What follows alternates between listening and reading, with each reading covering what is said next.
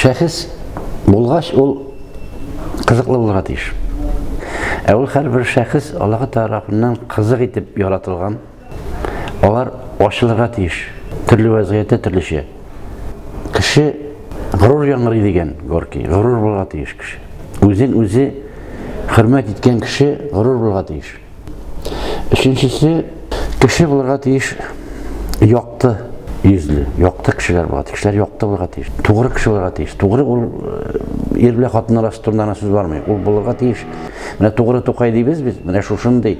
Һәр вакыт теге дөресен сөйләргә тырышырга кирәк. Кешенең күңелен рәнҗетмичә, авырттырмыйча әйтергә кирәк ул туры сүзләрне. Тырышырга кирәк инде һәрхәлдә. Кешелеклелек сыйфаты михрибанлыкларны берләштерә ул.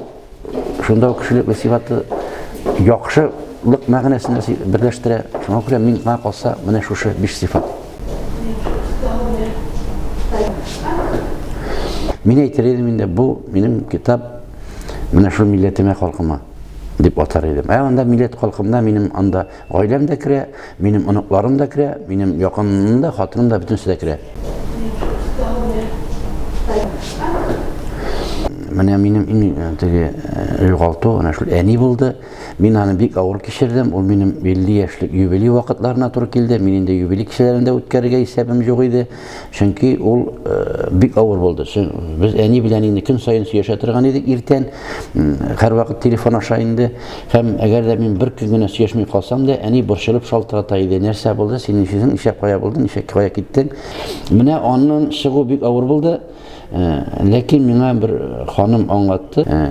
Дөнья дәвам итә, тормыш дәвам итә, бик бетерелмәскә кирәк. Мин инде менә фәлсәфи рәвештә кабул итәргә кирәк дигән фикергә килдем. Шушындый уйдамын.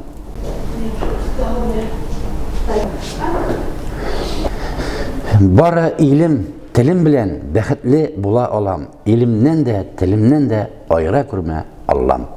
Автор Ләйеп Юран.